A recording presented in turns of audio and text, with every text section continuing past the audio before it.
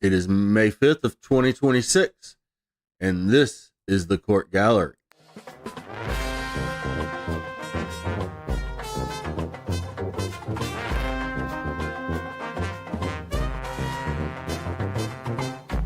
Today we're watching what happens when the legal system puts people under pressure and the truly wild things they try to fight back. First, a tenant facing eviction puts her faith in a new technology using AI to write her legal arguments, and the judge is not impressed. Then, the pressure boils over in a neighbor dispute involving a third-floor balcony, a dog, and some mysterious flying objects. But the main event is a man who tries to put the entire court under pressure, challenging the judge's authority with sovereign citizen tactics in a constitutional showdown you have got to see. The pressure is on, ladies and gentlemen, and it all starts right now.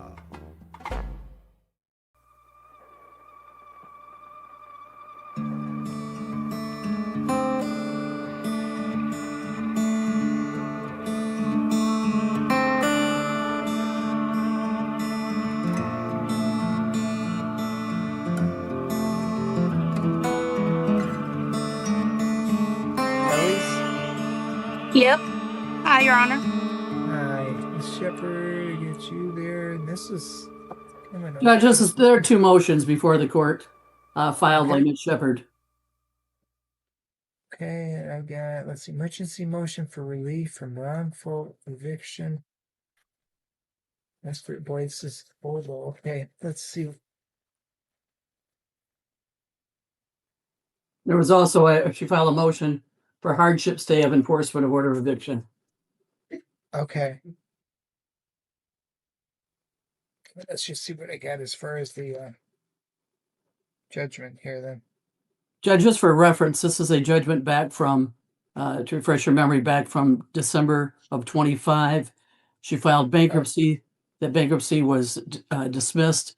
The court lifted the administrative stay, issued an order of eviction. She refiled. We then sought a second order of eviction because she didn't follow through with the requisite filing to have the stay in effect.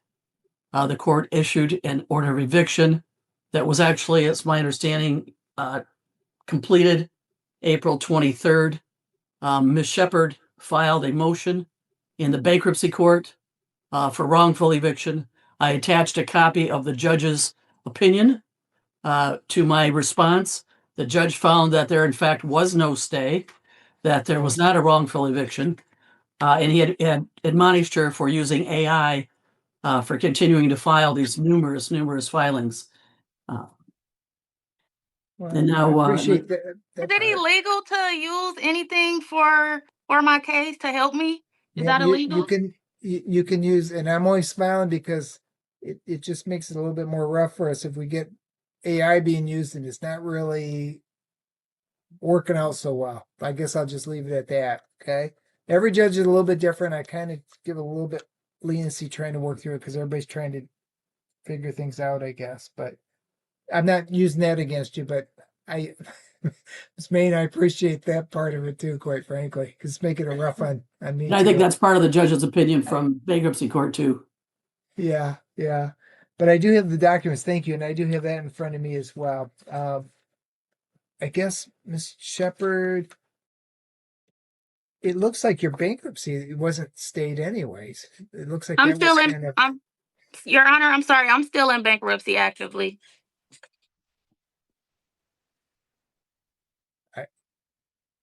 That's correct, Judge. She is. If you'll note that they have to file within 30 days to obtain the stay and pay a month's rent, and then they have to pay the full amount of the judgment with proof to get a continuation. The judge's order from the bankruptcy court is very clear that there is no stay. There was no stay that he found.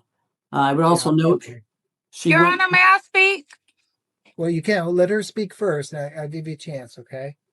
Also, Judge, like I stated, we've gone through, there's quite a bit in this file. We've got all these filings in bankruptcy court. She's also gone to the circuit court, which she state they I guess, obstructed her filing. She's filed no claim of appeal, no bond. And I've attached a copy of the ROA from the circuit court showing there's absolutely nothing filed. Okay. But just another Yeah. way to stall Okay. this. Ms. Shepherd, anything else you want to tell me? I am, quite frankly, focusing in on the fact that bankruptcy court telling me there's no stay. That's a big deal. What Your can you help Honor, me out with that? the court. Okay, so Your Honor, at the time of the eviction, I'm talking about my hardship motion. There was a hardship motion already filed that was pending before this court. That motion directly affected the possession. Yet the eviction was executed before the court could hear it. And yes, I did file an appeal with the circuit court. There's no appeal pending, Judge, if you'll look at the ROA. She Okay. hasn't followed the requisite procedures. Okay. And I've Yeah. attached the ROA from the circuit court showing there's nothing, zero Oh, document. thank you. Okay, so I've got My that. focus here, too. today was not relying on the bankruptcy. I was focused on the execution of the eviction and the pending motion before this court. Okay, well, then we can eliminate the bankruptcy thing because their courts tell me there was no stay. So that part eliminates that aspect of it. The hardship stay, I guess help me out. If you want to tell me anything about that, I'll consider what you have. But what Miss Main is telling me, and I see on what she's attached, there isn't either there's no appeal pending or it hasn't been filed correctly or something. I'm not really sure. To my knowledge, I filed everything. I guess I'll have to go back to the circuit court and see is there any way we can adjourn this motion so I can make sure everything is filed correctly. Well, I'm not gonna adjourn. This has been going on and on. It's time to kind of get it over with one way or the other for everybody's sake. So if there's something else you want to tell me, I'll consider everything I got here for you. But I think we need to proceed at this point. Okay. Anything else? Your Honor, Okay. so like I said, I was focused on the hardship motion. Okay. Pending the eviction, and it was executed before it could be heard. The execution itself legally was questionable, so I was just requesting restoration so the court can properly review the hardship. Wait, tell me what was improper. The execution of the eviction, I didn't receive a writ or I didn't receive any paperwork. The sheriff, I didn't see any credentials or anything from the sheriff who came out. He just knocked on my door, said he was a sheriff, requested my keys, and put all my stuff outside in the trash.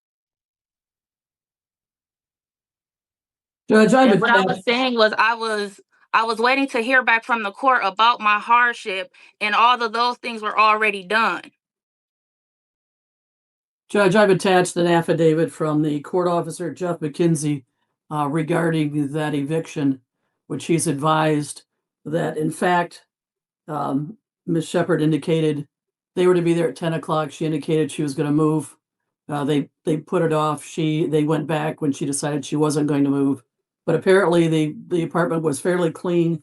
Most of the things had been moved. She tendered her keys, and there was very little actually to remove. No, all my things were not moved. Sorry not to interrupt you, but everything was not out.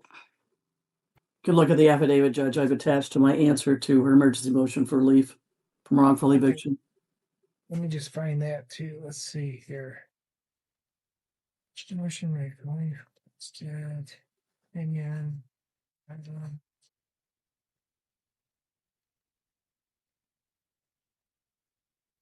To me, I've got the main body of it. I guess let's just see. Yeah, well, there's two answers, so I guess it. I think I found the second answer. Yeah. The motion for relief from wrongful eviction. It's attached to that. Okay. Yep. Here it is. Let's see. Oh, here it is. Ma'am, did you turn the keys over on that date? Yeah, the sheriff was very persistent on getting the keys from me at that time. Okay. But you gave him the The keys. alleged sheriff. Okay. Well, you gave him the keys though, right? Looks like. Then stated that you were almost done getting everything out that you wanted. No, I was getting the things out because they told me that I had to get out. So I was trying to get out what I could get that I wanted to take with me because he said, I'm only giving you 5 minutes. So what'd you do during that 5 minutes then? Got the things that I could fit in my hand that meant something to me, and I just got out of there. There was a group of people. It was a lead sheriff, the property manager, some people that I recognized from maintenance, and another lady. I don't know who all these people were. Nobody gave me paperwork saying this is your writ and you have to get out. Everything was word of mouth. I was not presented with a writ. So that's why I'm saying it was a wrongful eviction because I didn't even get the documents that I were supposed to be given. I signed an order back and it missed. Maine, correct me if I'm wrong. The one I signed was January 6, 2026. Order of eviction. I'm assuming that's after we went. What I had my time at that point was after the bankruptcy thing and everything, right? But you signed a second order, Judge. Another one beyond that, January 6th. That's correct, because she had refiled, and even though it would probably, we considered it being period, we filed a motion for a second writ, which the court granted, finding that there was no Trying to get the dates during bankruptcy. Application for eviction. Oh, here it is. Yep, second one. After all, rather than going through summarizing everything, there was a stay, and then we lifted it. Order of eviction. The final one that I have is dated April 14th, 2026. Is that the right one? That's correct, Judge. And it, per the affidavit, it was posted. Right. And then this took place on. Ma'am, it was. I signed it April 14th, 2026. The second order of eviction after everything else was done. And that would have been attached to the door. And then what we're talking about in the move out date, I'll just call it a move out date, the eviction, April 23rd, 2026. Is that the date that the officer came to your door? Yeah, the 23rd. Yep. So that's well after that April 14th date that I signed that they could come in right after April 14th. I granted full possession of the premises on that date. So you said, so you guys did not, after. you don't see my appeal with the circuit court either, right? I'm just going by what everybody's telling me. I don't see anything though. Judge, you'll see attached to that same document for the first, the alleged or attempted, I should say, appeal, and you'll note that there's absolutely zeros, 0 hearings, 0 bonds, 0 financial orders, 0 events. Yeah, I see charges 0. And her motion states as well that she was. That's not true. That's not true. Excuse me. Her motion for the relief from wrongful eviction, statement of facts, paragraph 2, states that a clerk received and stamped her documents, but then obstructed the filing process, altering her documents with whiteout and returned them unfiled. And I'm assuming it's because the process wasn't properly followed. Did you receive those documents back, ma'am? Yeah, I did. I was able to submit those documents, and I was granted a fee waiver that got approved also. But if you got those documents back, it sounds like nothing got filed. I have copies of it, not the originals, but I did file everything. I have the fee got waived by the circuit court. If I didn't file anything, what was waived? Ma'am, I don't know. I don't know what happened at circuit. All I'm saying is, if what Miss Main is telling me, you got those documents back unfiled, it wasn't filed. Whether they waived. And again, I point to paragraph 2 of her statement of facts that obstructed the process, altered her documents with whiteout, returned them unfiled. That's her motion. Oh, ma'am, even your motion says it was returned unfiled. An emergency motion for relief. And I from went back eviction. and refiled. That's what I'm saying. After that situation, after the clerk whited out everything, because she said, do you have a fee waiver? And I had to go back and get my form to fill out So what- for my I fee guess to be waived. Okay, I guess the easy one for me then is what's your circuit court case number? Let me see. I do not have that in front of me right now. Judge, I've got it attached to my, again, to my answer. It's the first document, which shows, as I stated, nothing is filed. There's Yeah, simply, I see the 00 filed. If she's got something filed, she should have a case number. I mean, and the one that Miss Main, just so we keep the record clear, I guess, is case number. It's got the last digit 62341 AV. correct. Yeah, And there's nothing. yeah. I tell you what, I want to have while we're talking, I'll just have my clerk run that number again just to make sure. Can you run that? Have them that circuit court number. Make sure there's nothing filed up there. See that right at the top there, AV 60. Yep. Yeah, we have Robin do it even. Yeah, she can find out. We'll just check right up to today's date and make sure, for you. Okay. Okay. But ma'am, I'm a little bit concerned when your statement of facts says they were returned and filed. It sounds like I'm getting two different misrepresentations. It sounds like to me, quite frankly. That's not the case, sir. When I was going up there to file, the clerk was under the impression that I got assistance and that I did not need to fill out a fee waiver, but I needed to fill out a fee waiver. So she stamped all my documents and realized, oh, you don't have a fee waiver, and she took everything back, and I had to go fill out my form and I had to redo everything. So that's where that part of the story came from. So Why she whited out my Excuse me. documents. There's no claim of appeal. There's no bond. There's no request for transcript. And ma'am, how do you argue? At least for me, it says they obstructed your filing process. If she's trying to help you out, how's that obstruction to you? I have my case number for the circuit court. No, go answer my question though. You say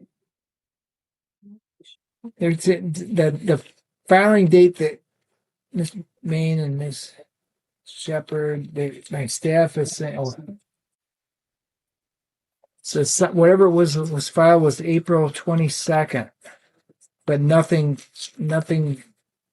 there at the end. April 22nd, and it's the same one. Filed April 22nd.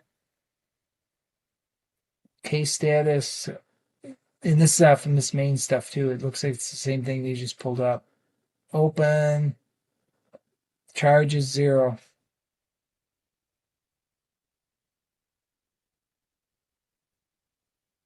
Event 0. Yeah, the last limits. Yeah. Hearing, sentencing, financial orders, bond 000. It's Judge Newbat, but I'll tell you what, ma'am. Well, I'll even go as far as I'll have my staff call Judge Newblat's office. I'm sorry. Okay. I'll have my staff call Judge Newblat's office. Things are kind of tightening up a little bit. I'm kind of getting a little frustrated. Can you? Yeah, tell them I'm trying to make a decision on an appeal. And looks to us like there's nothing. See if he's got something under advisement or something. Miss Main and Miss Shepherd, I'm going to have him call him directly, okay? Okay. And quite frankly, even I don't know. Well, let's just see what they're saying. That. I guess for both of you, Miss Main, I understand where you're coming from. Miss Shepherd, I think I got where you're coming from. Wait till I get an answer, I guess, here real quick, okay? And we'll come back on, see if I can just make a quick decision. Okay.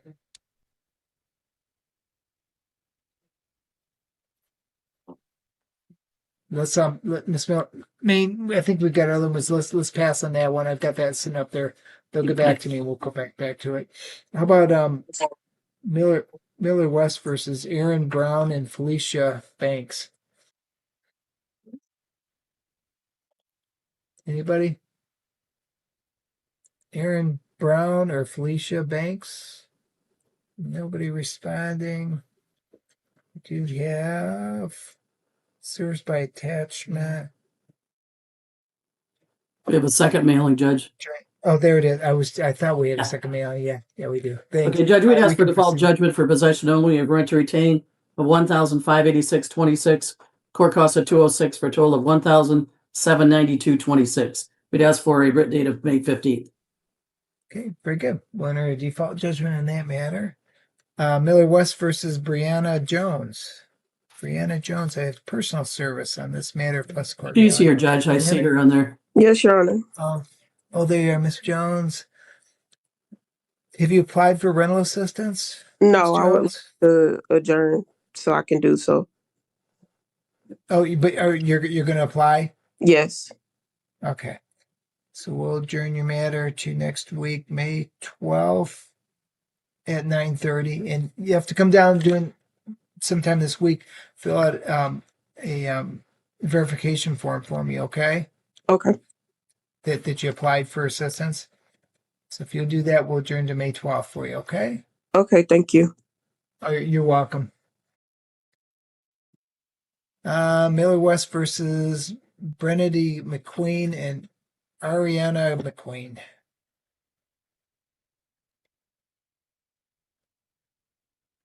Anybody? McQueen, Brennedy, or Ariana McQueen? Nobody responding. I got proof of service, alternate service plus court mailing. Judge, we request a default judgment for possession only. We have rent to retain of $1,933.46. Court cost of $206 for a total of $2,139.46 with a writ date of May 15th. Very good. We'll enter a default judgment. Diamond Forest Properties versus Andrea Jones. Andrea Jones. Motion for a new trial. Andrea Jones, anybody?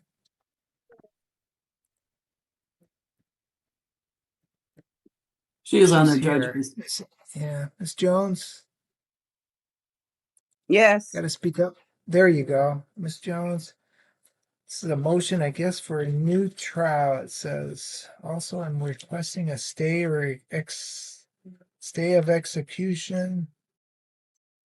I am requesting a new trial based on facts that I wasn't allowed to present my evidence. Judge, we have just How for are you- information, my client was contacted by MSHDA and they adjusted their figures back to December.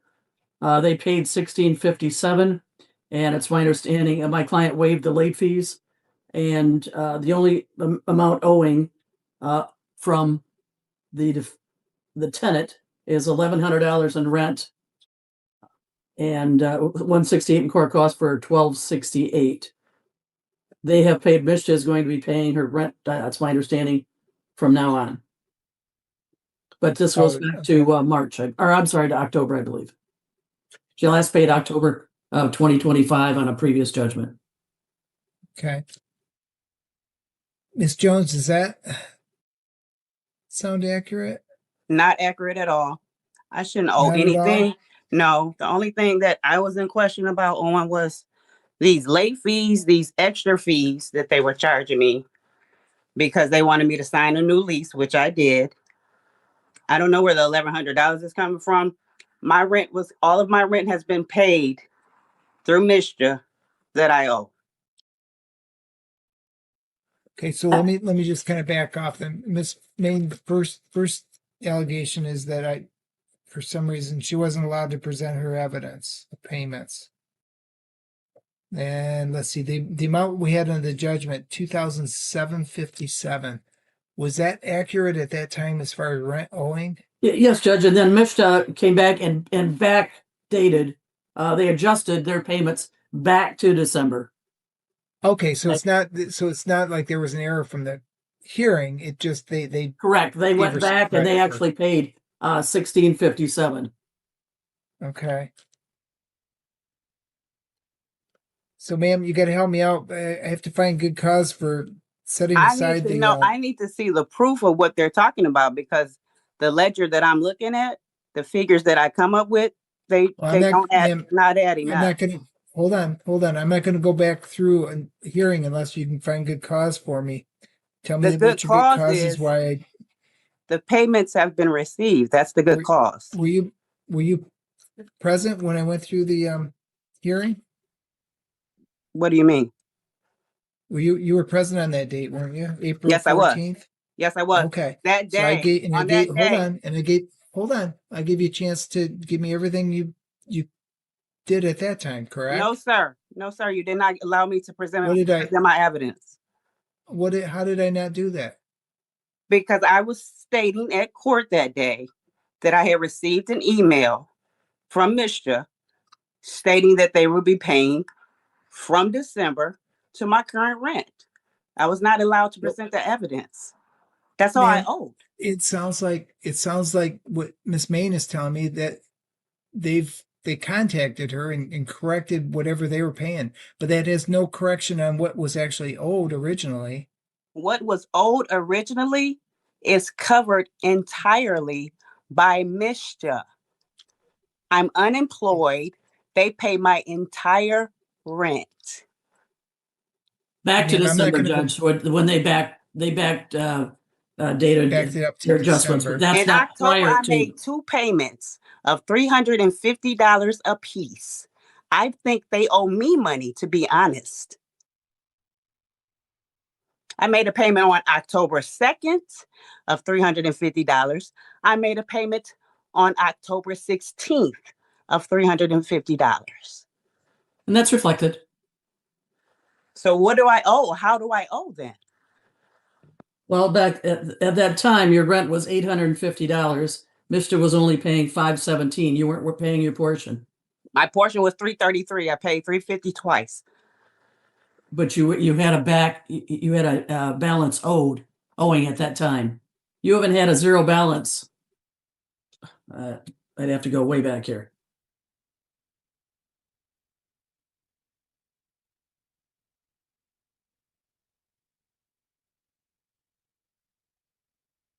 You haven't had a zero balance since May of 24.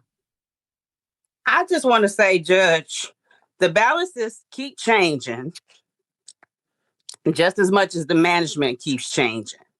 So, like I stated a minute ago, I believe they possibly owe me some money. I believe they got overpaid. Ma'am, I can't go back on a possibility. I've got to go back to this hearing. Well, date. where is the proof saying that? 2000 hold on, ma'am. $2,757 is what I ruled on. That was based on what facts I took in at that time. Was somebody was under oath, whether it was Miss Main or the property manager, somebody on that date gave me that figure. I didn't have it. Whatever it was, that's what I ruled on, was that, okay, that's the amount owing. Now, whether Mishta paid something or didn't pay anything, I'm going by just what the rent was owed at that time. Now, if Mishta owes you something or should have done something different, quite frankly, that's not really. I'm not speaking of You Mr. may have on me. some I'm speaking of my apartment complex on me money, because they've been overpaid. Between Mr. and myself paying them, they've been overpaid. Okay, so you may have some claim against them some other way, but I'm going by what I had on that date. And so far, I haven't heard anything that gives me good cause to set aside the judgment I entered. I don't see proof of me owing other amounts that they're Ma'am, we had a stating. Where's hearing. the proof? Where's the proof? We had a hearing. What have I you submitted to me? understand. What did you? Okay, so what have you submitted to me today, other than allegations that say, "Oh, here's some proof from your side that the numbers aren't adding up"? Judge. What have you given me? Okay. No, In Ms. December, Jones. I have Miss a statement. Jones, I have a statement from the landlord. Miss Jones, I Miss have Jones, a statement. did you turn it in to me? If I got it in my file right now, No, I haven't been given that opportunity. then I've got nothing. Then I've got nothing to base good cause on, You didn't give me the opportunity at the last hearing. ma'am. Like you're not giving me had the opportunity at this hearing. If I didn't, if I didn't, I would look at it. But your motion doesn't have anything attached to it. It's just got all these allegations.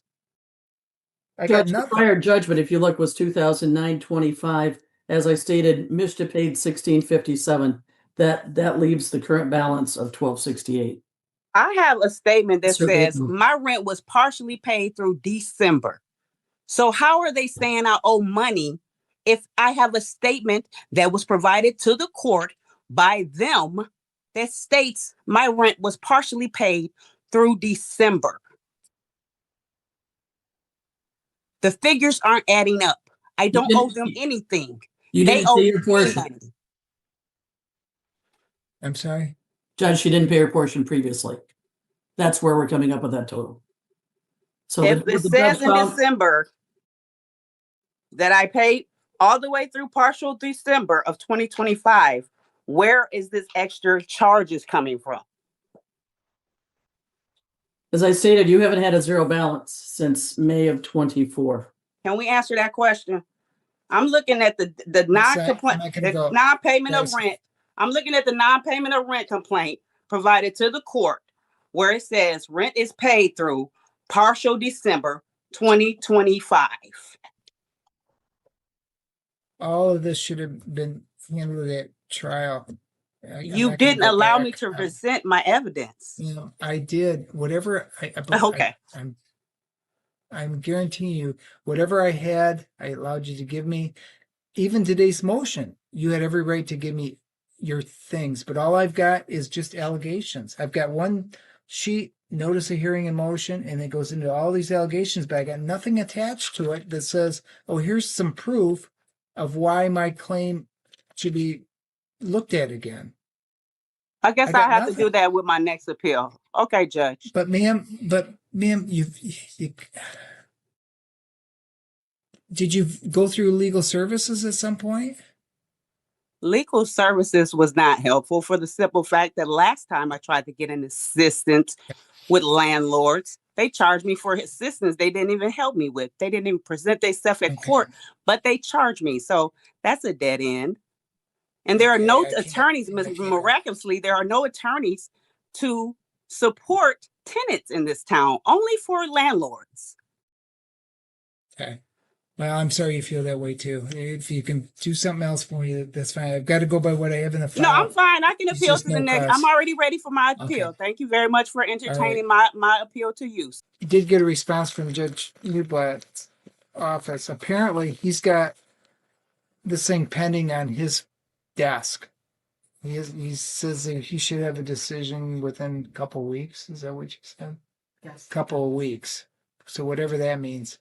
So that's not going to be very helpful for either one of you. Other than I guess we got to wait till Judge Newblatt gets back with whatever his decision. Did he say what's pending, Judge?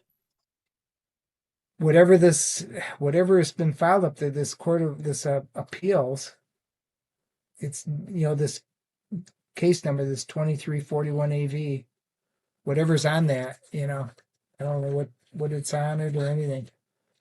It's all they would tell my staff is that it's sitting on his desk and he's going to be. I guess he assured them that he'd get something out in the next couple of weeks. So I don't know what that. I honestly, I'm kind of looking like you, Miss Main. I'm not sure what that means, quite frankly. So.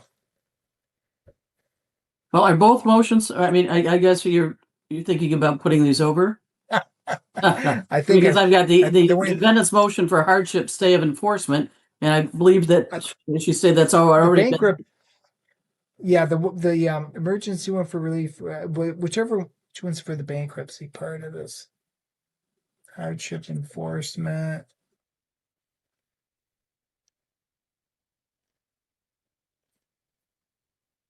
I'm guessing, Miss Shepherd, are you there? Yes.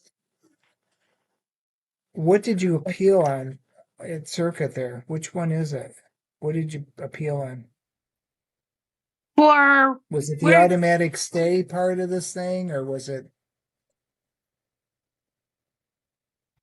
the automatic stay? Or was it the hardship? Or do you know? Maybe you don't know. I believe it was for both. I do not recall, but I believe it was both. This, Your Honor, if I may yeah, but say something. yeah, you could try. Sure. What did you want to tell me? So with the hardship motion pending, the eviction was executed before it could be heard. The execution itself legally was questionable, so we are requesting restoration so the court can properly review this case. I understand that that's some kind of argument, but what's up in front of Judge Newblatt? That's all I want to know. Judge Shepherd. The claim of appeal with the circuit court, right? That's what you're asking? Yeah, but you got a few motions. It looks like. You think Miss Main? You don't have any idea either. What kind of went up there? Judge, I'm looking at. I was forwarded a copy of the claim of appeal. She's. I should say AI is appealing. Excuse me? She's saying it's timely. It was with 10 days of the entry of the order. I feel like that's inappropriate, Judge. Ma'am, Saying that's okay. That's very inappropriate. Interrogatory. Well, did you? I'm a use defendant. I have a that- name. I'm saying what I'm Did you, saying. The ma'am? AI. Did you use AI to help you? Is Google AI? Because I'm defending myself. I'm not a lawyer, so I'm looking up information based off of my situation. Is that illegal? Did you use Google AI? That's all. I use Google. AI. That's all she's commenting on. That's all she's doing. Yeah, Judge. That's inappropriate. That does not have anything ma'am, to you do said you with didn't this know situation. what you were appealing. I have your appeal here. Judge, she's appealing your writ. Your second writ. The writ. Okay. Yeah, that's what she's appealing. Okay. Appealing my writ. Okay. So I guess let's just adjourn the issue of the writ, I guess. How's that? I'm sorry. We'll set it. You appealed the order writ of eviction is what you appealed, it sounds like. Does that sound right? Yes. Okay. So we'll adjourn this matter and Judge Newblatt says he's a couple weeks on it. Okay, so if I may ask, what about the restoration? Restoration. Request for restoration. Well, I'm assuming that's all kind of wrapped up with your eviction, isn't it? You tell me it's your motion, ma'am. You gotta help me out, or wherever you're getting your information from. What does that mean? So my question, Your Honor, is restoration. Because I had a hardship motion pending and the eviction was executed anyway. I'm asking you, is there any way that I can be restored back into the property until? No, I'm not going to do anything until Judge Newblatt does whatever he's going to do. Okay. Judge, can we adjourn this because I know 1 week is going to, obviously he's not going to have it done to June 2nd. Yeah. How far out is that? June 2nd? Yeah. Yeah, let's try that. June 2nd. Okay. Depends. Motion. Set for June 2nd at 9:30.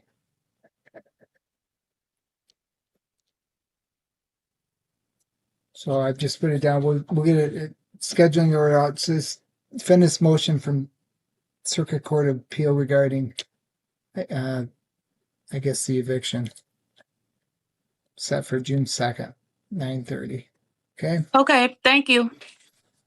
All right. Town Center Place versus Melvin.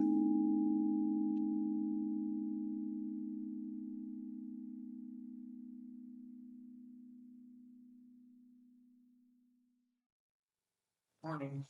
Good morning.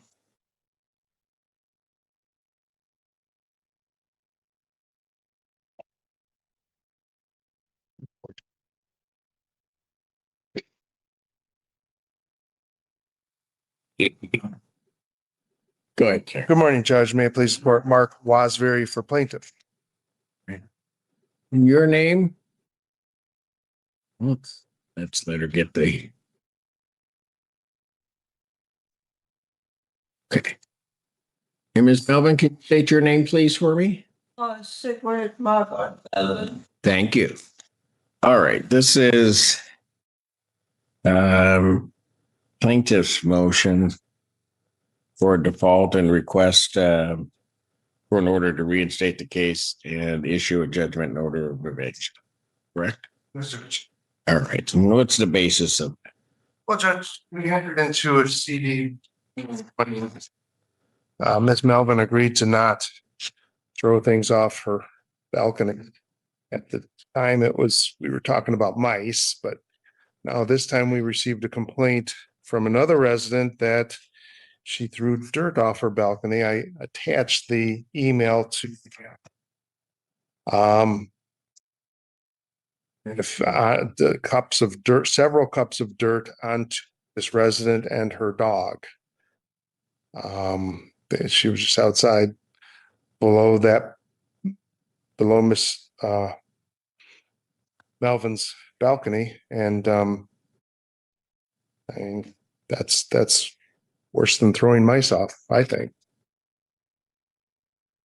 Okay. There were two issues, I thought. One was the dirt, and then So there was chicken underneath the balcony, which the dog there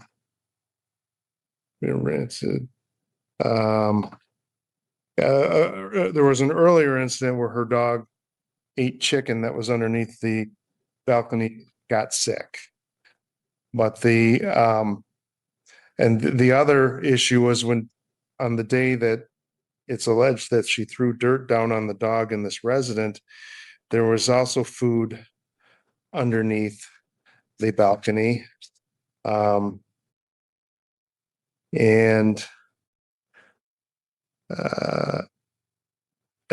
asked about it, there was also food under her apartment, and Max had eaten something. I asked her what it was, and she said she did not have to tell me. That's in the March 24 email correspondence from the resident to my client. got it. All right. But with regard to, I guess, the food product, I'll call it, it was underneath the balcony area, but we don't know whether or not Miss Melvin did anything. Well, certainly February, the earlier incident, there was no contact that I'm aware of between the other resident and Miss Melvin. There was some back and forth, according to this email, on the March 23rd date where Miss Melvin indicates, I don't have to tell you what it is. I would think somebody would respond if they didn't put it, I don't know, right? So, Right. So I guess so. It's all throwing dirt down on somebody is certainly a serious incident, especially all agree that nothing will be thrown off the balcony. All right. Melvin, what do you want to tell me? Oh. When did that come in? When did you send that? That was when you came in. You came in to respond to the expectation to come back here. I don't believe we received that either. I don't have a copy. Fine. It was put in the file. It was put in the court file? Yes. It's. Do we have a copy? I haven't seen. Yeah, well, let me see it just to see if I can recognize it. It was added in there.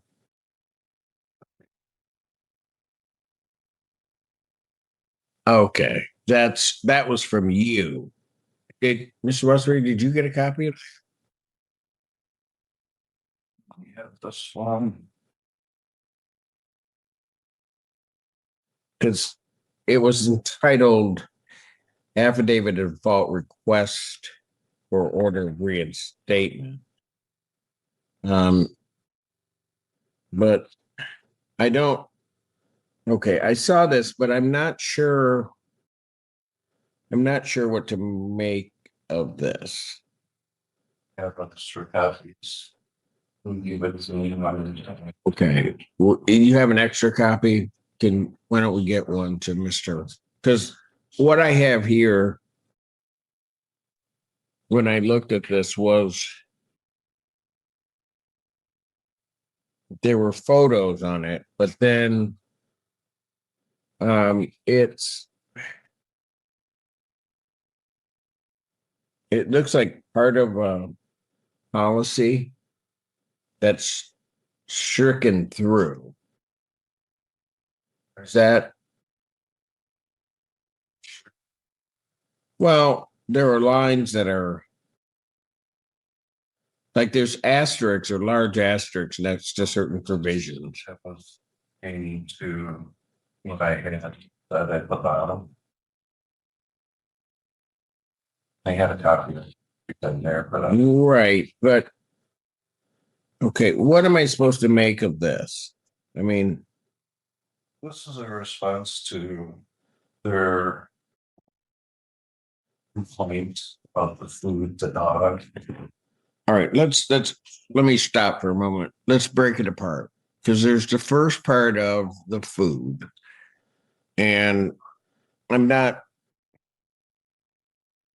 sure of that. Let me ask you this: was there some dirt thrown off the balcony? That's water. Watering pot. It was what? Water, a watering pot. She was trying to discourage the dog because the dog was running loose through the garden. When the dog should have been on a leash. It also says in there that the building limit on dogs is 20 pounds. That's even a full therapy animals. Little dog shouldn't walk. The dog was out running loose and everything before the owner came and put it on the leash. Okay, so I don't. Couple things. What kind of dog is it?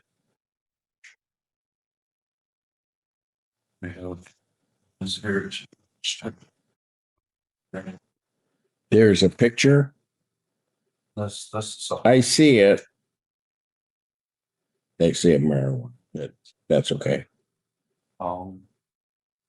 There is a So is the picture with the dog, is that the dog's owner?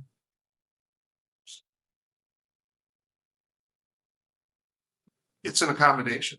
Pardon? My client tells me the dog is by way of an accommodation. Okay.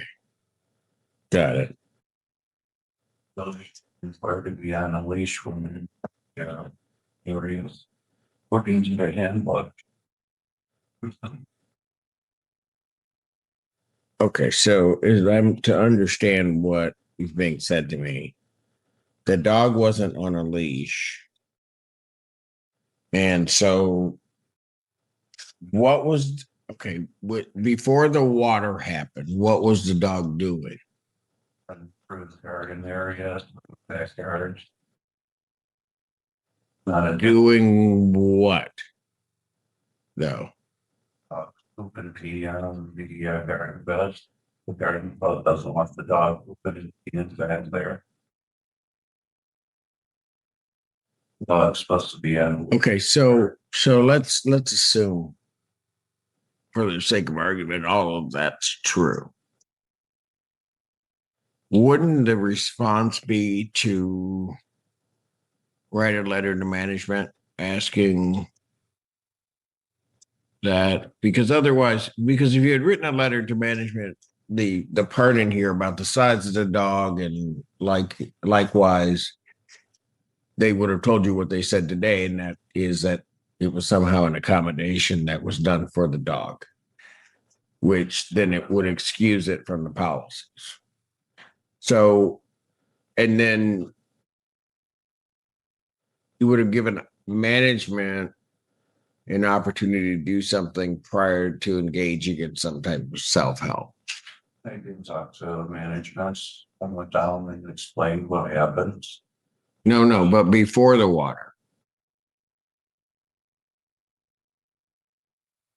But I mean, if I take it to an extreme, you can't, because somebody else might be breaking the rules, you know, you can't all of a sudden decide the dog's running through there and decide I'm going to shoot the dog because they're breaking the rules. I realize that's not what happened here, but you can't. When people begin to engage in self-help to rectify problems, that's where we get into difficulties. Okay, and so was there a letter sent to management that situation, no. about the dog running through and peeing and everything? Her response in the conversation was that the dog had full rating over a couple of yards. And you got to do the relationship between the complex and my mom when it falls on deaf ears. They don't even. Oh, whether or not it falls on deaf ears or not, I don't know if that's the issue. The issue really was management communicated with regarding this issue or problem? Just talk to her, and it's like you should have dumped the water, you know. Pardon? I told her it's like it wasn't a great idea, but you know, nothing dangerous. She was just trying to discourage the dog. I get all of that. So there was no communication to management about the problem that with the dog. Okay. So now my question is how many times is this dog in the garden area? Yeah, Briefly. the dogs have an area behind the community hall where they're supposed to do their business. And they're not supposed to come in front of the building where our gardens are and for the windows from the apartments are right there, but the dogs go underneath them. And some of them do run loose. Matter of fact, right now they got a note on the door going to the backyard, take care of your pet poop. Mm-hmm. Management is aware that the dogs are about the right moves. Oh, they're not going to like the problem. You know, put her in the rules. Okay, was there a particular thing with this dog that's the problem, or is it a bunch of dogs that are the problem? Well, Annie's dog running. Is it more than Tracy's dog running around or what? Now they're running through the gardens. We got 40 garden boxes put up by the own home. Oh, I get the garden boxes. That's pick it up. But She does clean it up? Go ahead. You said when the dog poops, she cleans it up? Yeah. Okay. not all the time. But some of the time she does. Well, I'm out there watching the dog. I got better thing to do in 24 hours. I got all this paperwork to take care of. And this is put out the March news in 2024. Stop throwing trash, food, cigarettes in the back courtyard at Tide and this is from March 2024. It's not a continuous issue with. Who is that from? Management. So management was telling the residents not to do certain things. Right. Okay. So. Okay, no, I believe you. It's just.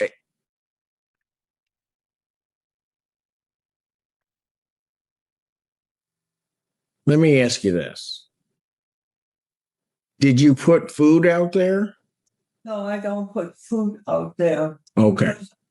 That was since 2006. I remember. Problem before. Okay. Miss Melvin, hold on. I just asked you a question. You didn't, it's okay. You didn't put food out there that the dog ate. I know it sounds like a weird, I just need you to tell me yes or no. Did you put food out there? No, I don't put food out. Okay. All right. Because it's, Well, just no. no. Okay. All right.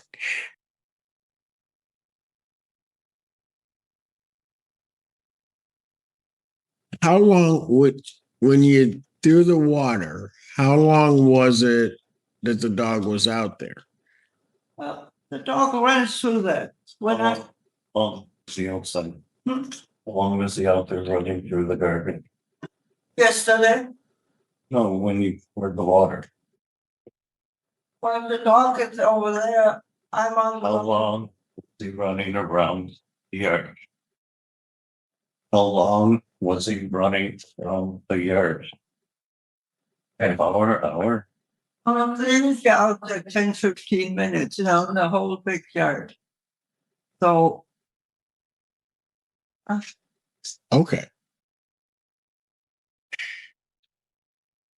And so it's true that there's an area for pets that's separate and apart. It's one big area, so. Okay. Okay. Are the dogs allowed in where the garden boxes are? It's all in. It's not blocked off or anything. Okay. Are they? I get it's not blocked off. Are the dogs supposed to only use one part of the area or no? No. Okay. There's pictures there showing the designated dog area. There is. Well, but hold it. You're saying there's a designated dog area. How's it designated? Says dog area. Okay. I guess that would do it. But does it block off a certain area or? It's got the green post out there with It's got a what? green post with the basket with the bags. Pick up the do. Yeah. And like I said. Yeah, but I guess what I'm asking is, in your mind, is it blocked off? Is that area blocked off from the garden area? No. Okay. Let's say in the rules that the dogs must be on the leash where they're in the, which we somebody has walked them up the area. And the designated area is at the ends. Okay, so let me ask you this. When you threw the water, was the dog off the leash? Yeah. It was? Okay.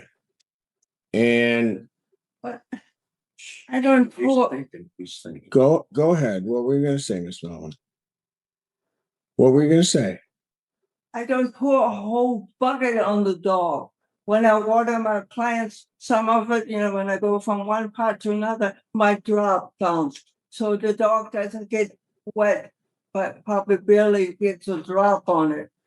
I don't stand out. Okay, so let me ask you this. When the water got on the dog, were you downstairs or were you on your balcony? On the balcony.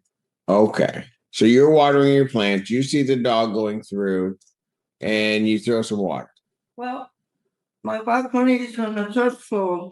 The dog is on the first floor. Right. And under the balcony. But on the first floor, Okay. the balcony is over. I got So you. the dog is underneath there, he's probably gets a drop of water. So it's not like I'm turning on the water hose.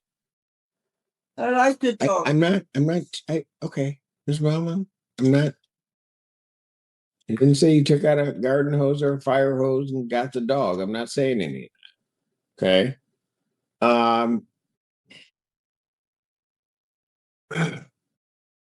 You just said something, and I was going to kind of go there. Do you have a problem with the dog at all? What are your issues with the dog? I don't have an issue with the dog. He's a nice German Shepherd, 150 pounds. And when I see him, I'm touching him and he lets me pet him. Okay. I don't, All right. I don't So- do animals. Okay. No, I'm not saying you do. That's why I had to ask the question. Some people do and some people don't. My next question to you, though, is who's the owner of the dog? Tracy Stacy. All right. Let me ask you this. Give me an honest answer. Do you like her?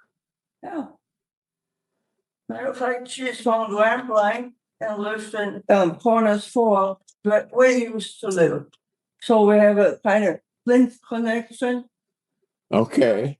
Yeah, and she's the president of our residence council right now.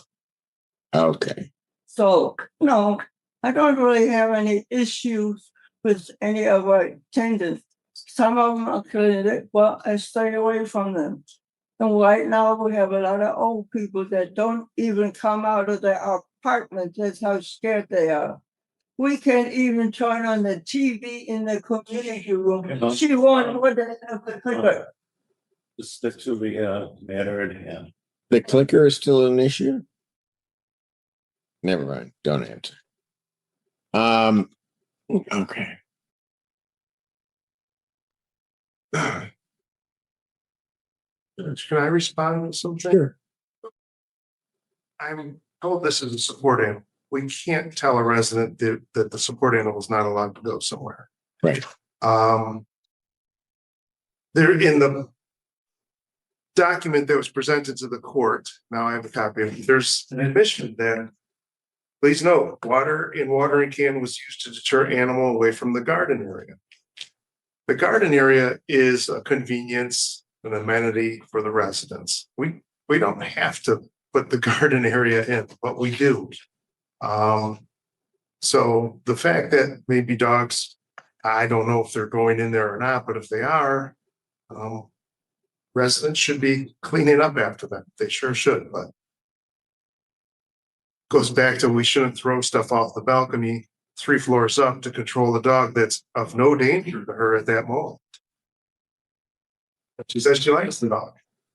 Yeah, What is an accommodation dog, or it's just there? I don't hate the dog just because he runs that away. I'm sorry, sir. Do they mean by an accommodation dog? Under the Americans with Disabilities Act and other provisions, if someone needs an emotional support animal or the like, then they're entitled, provided they meet certain criteria, to have that animal.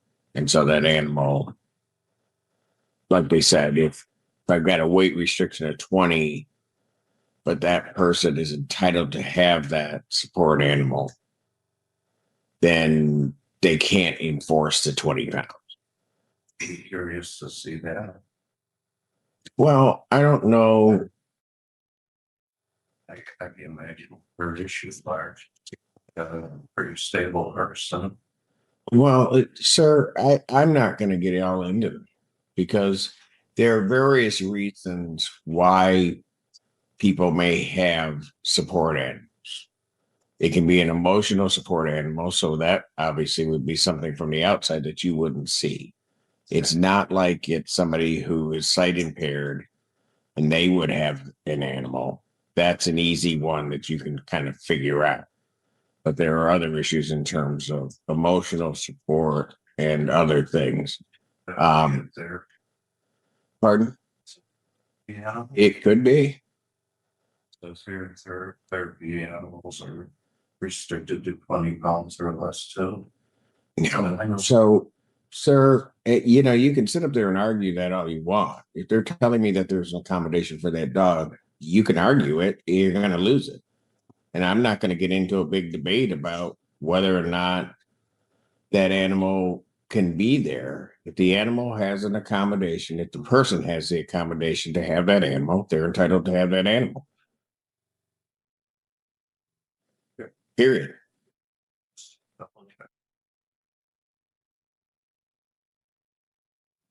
Miss Melvin, here's what I'm going to do on this. Is there anything else for me to say?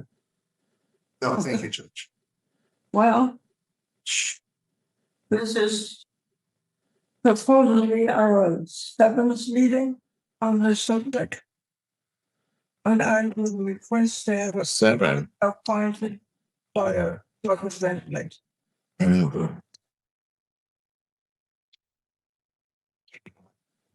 It's about our 10th meeting, but that's okay. I would listen to what he says first. I would listen to what he said. I would listen to what he was going to say first. Oh, I'm sorry. Okay. Was there anything else you want to tell me about the water and the dog? Like I said, I don't drop the bomb water on him. And if I'm out on my balcony watering my plants, and he's right under the balcony down here, Yeah, but he's I drop a couple drops on him.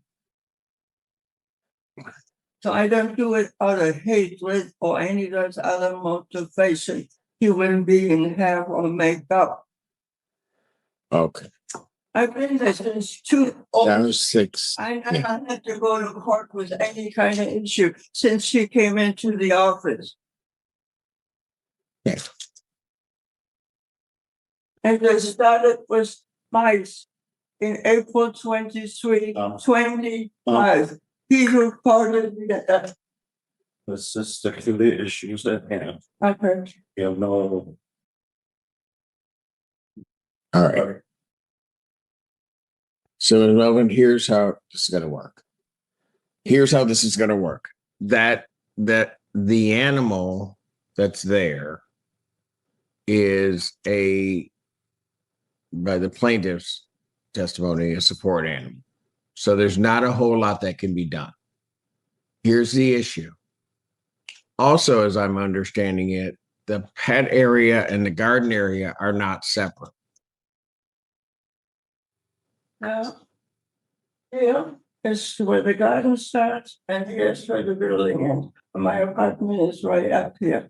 Yeah, but you may be drawing a line, but it seems to me that the area, as I'm to understand it, is all one area. Well, it's the fact of the building. Right. It's all one area. So the dogs aren't prohibited from being in a certain area. Well, they're behind the community. Oh, hold on. They're, as I'm to understand it, they're not prohibited from being in that area. Here's the other problem. If the owner of that dog is walking through the garden area, that dog is entitled to go with the owner. No dog in the garden area. That's according to Grow and Hope. The dog has go to box sale. Something to drink that. All right, Miss Melvin, I'm going to tell you, the dogs are allowed. There's nothing that prohibits the dogs from being there. Well, if you didn't turn on to those. The dogs are allowed to be there. Let me show you one picture. What's it of? The sign that says dog area. Okay, but where's the boundary?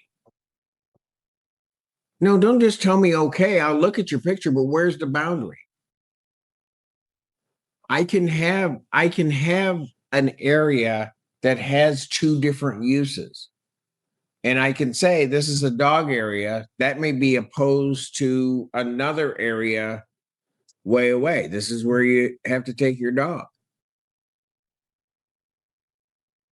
You're making up your own rules. And I'm telling you, that's not the way it works. Well, that's the way it's been working for 20-some years. Okay, then it stops today, I guess.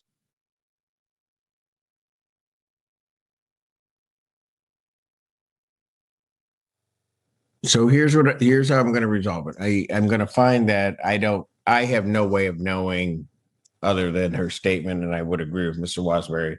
It's a weird statement to make if somebody accuses you of something, but I don't know that I can do anything with that. She says that the food wasn't there. She admits to the water, not dirt. You can't throw things off your balcony.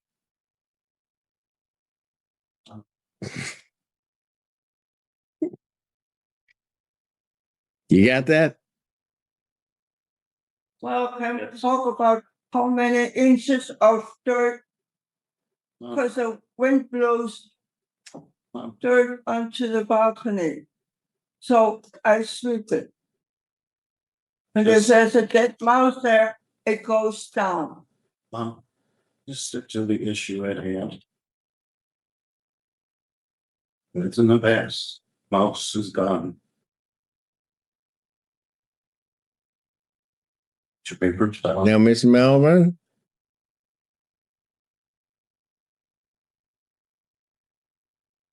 I'm looking to not take the most drastic action that I can take, and that is evict you. But you have to understand and not be fighting about the fact you can't throw things off your balcony.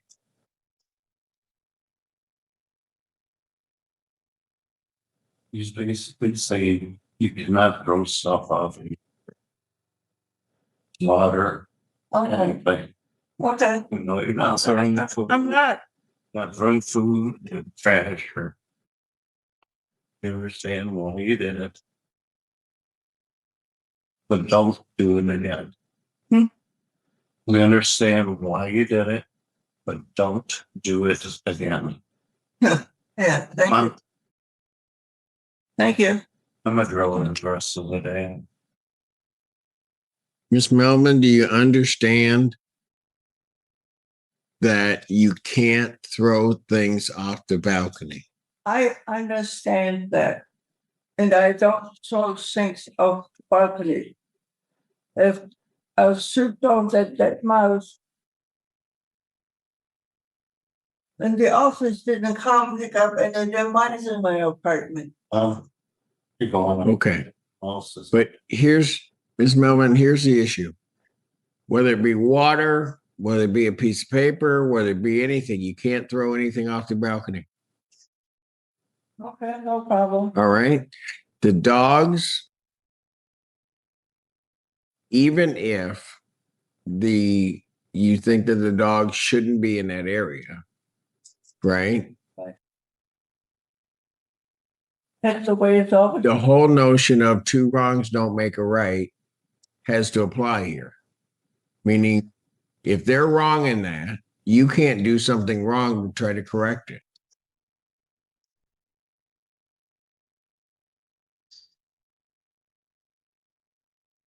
Okay? And so what I'm going to do with this particular instance is this is going to be a warning to you. I don't want to see anything else off that balcony. Nothing. Those dogs are entitled to be there. If you wish for, say, a stricter enforcement or something different, then write a letter to the landlord. You may think they don't listen to you, that's fine, but write a letter at least. And tell them this is the problem we're having. Okay? Okay. All right. So what I'm going to do is I'm going to chalk this up to a warning. I'm not going to reinstate the case and evict her. But if you come back and something else has gone up that balcony, it's going to be a whole different story, Miss Melvin. Well, can I put plastic or something on the balcony so it doesn't fall off by chance? No, you can't. You're not entitled to have anything along, you mean along the railing? But You mean to put a barrier along your railing on your balcony? Can't do that. All right. You just have to be careful. If you're sweeping, put it in a dustpan, throw it in the garbage. It off the balcony. Yeah, don't sweep it off the balcony. Don't sweep stuff off the balcony because it'll just blow back here and falls down. It's a weird dirt on your balcony. People upstairs sweep, falls down, blows back. She was asking where her dirt was coming from the other day. So it's just a routine thing. You sweep your balcony, you use the dustbin. Rich Lord, thank you with all our best. oh, sir, isn't that nice? Yes, it is. Thank you. You're welcome. May I give you an inside story of the last year Mom, when this issue started? Mom. I lost 30 pounds. I cannot sleep at night. My blood pressure is 100 over 200. Thanks to all this issue. I'm 84 years old. I shouldn't have to do this because I've been living there since 2006. I never had this kind of communication or anything. I contacted HUD, but everybody, especially my state rep, I talked to him 2 days ago and explained the whole situation. But nobody comes and helps us. We are 170 seniors. Most of them are afraid to come out of the apartment. There's no place for them to sit. We had no heat in the laundry room for 6 months. Nobody came to fix it. We had no heat in the community room. The one unit doesn't work. It just blows cold air. Who's gonna come and help us, senior? I went to City Hall every month.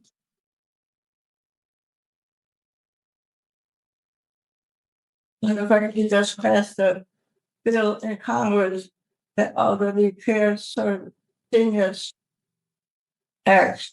So that all this stuff coming up, and I've been bitching about, Congress made a bill. Okay. That's really it up. Waiting for date. Okay, well, let's hope that can correct some of it. Okay. But right now, I just need you to not throw things off the balcony. All right. Okay, no problem. Okay. When took it all away. Okay. They called it eviction. They took my 1,000 books away and they called it eviction. Okay. All right. Anything else from plaintiff? No, thank you, Judge. All right. Thank you. This is all right. This is case number 26819 FY. We are here for a probable cause conference. We're also here. Mr. Champion has filed documents on behalf of Mr. Leffers. One of those is an affidavit of non-acceptance of court-appointed counsel, assertion of constitutional rights, and demand for self-representation. The other is an affidavit of notice and acknowledgement and acceptance of oath of public official.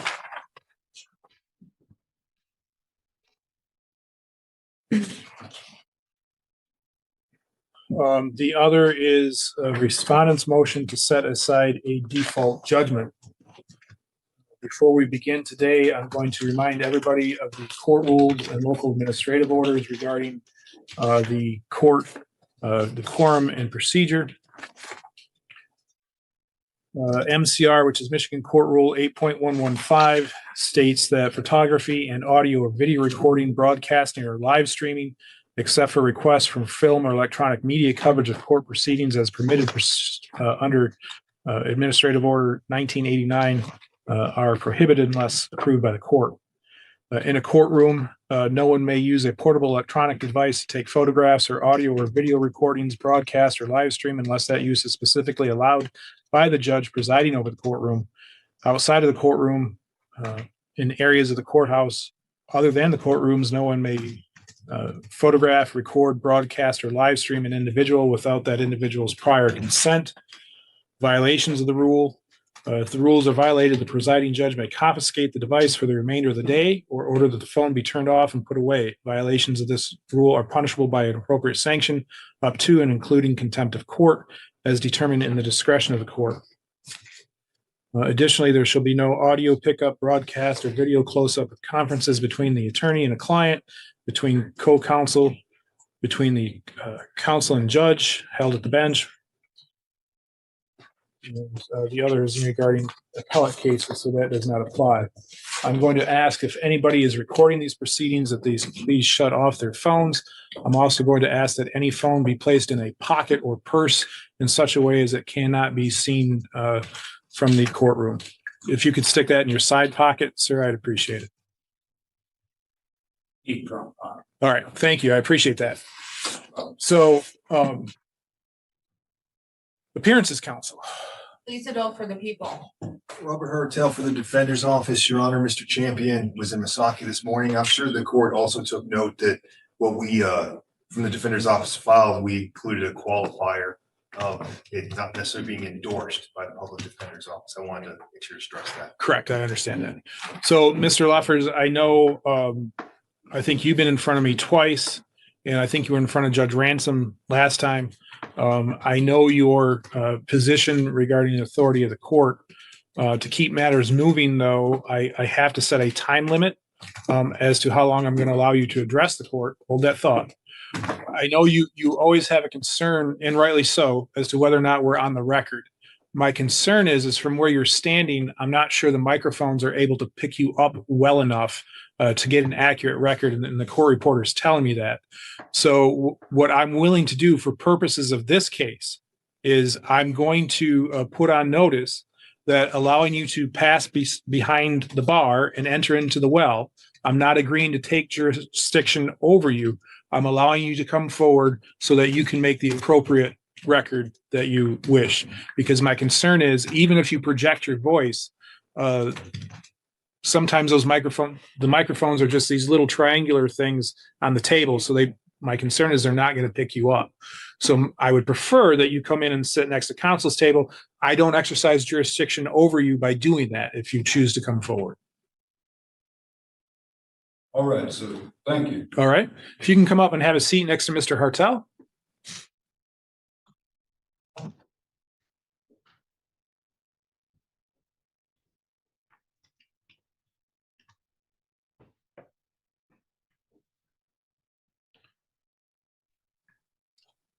So, Mr. Leffers, we're already past noon. So what I'm willing to do is, do you think you can state what you want to state within 5 minutes be enough time? I'll do my best. All right. So I show we're at about, well, I'll give you, my desktop says 12:05. It looks like the wall clocks say 12:06. And it looks like they're synced up with each other. So go ahead. No disrespect intended. Are we on the public record, sir? We are. And as redundant as it might be, just please continue to be honorable. I am Phil Leafs, lawful representative of the estate in question. I want it on the record. Y'all don't have jurisdiction. Your Honor, I voluntarily appear in this court today on special appearance. I move the court to take judicial notice of the Michigan Constitution as ratified without subsequent amendments and the U.S. Constitution and your oath to them, Your Honor. What say you? Well, as I said before, I acknowledge I took an oath to uphold the constitutions. Thank you, sir. Moving forward, Article 3, Section 2, Clause 2 clearly states that when a state is a party to the case involving a citizen of that state, the Supreme Court has original jurisdiction, which makes these proceedings improper, violate the Constitution.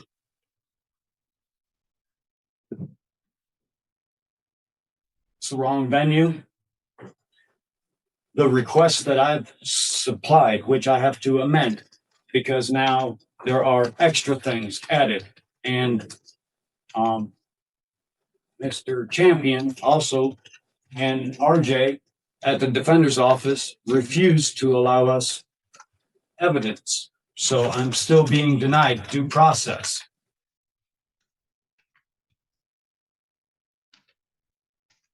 Your Honor, for the record, I am making a clear and unequivocal demand to represent myself in this matter. I am invoking my Sixth Amendment right, as recognized by the United States Supreme Court of Ferretta versus California, 422 U.S. 806, 1975. And we have read up on the Wiggins.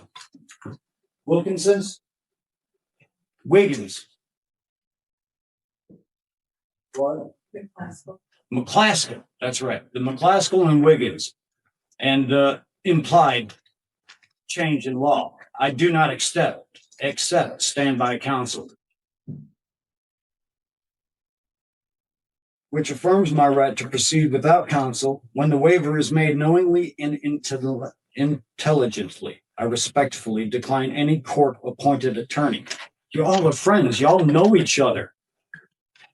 You most recently took this seat, sir.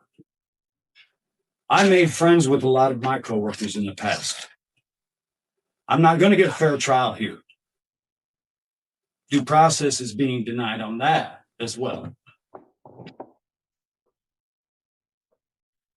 I understand the nature of the charges against me, the penalty, and the risk involved in self-representation. I am making this decision knowingly, intelligently, and voluntarily. I ask the court to conduct any required inquiry to establish that my waiver of counsel is valid and to allow me to proceed pro se. Your Honor, I am making a clear and unequivocal demand to proceed pro se under Ferretta. I am not asking for different counsel. I am waiving counsel entirely. They are impeding upon my due process.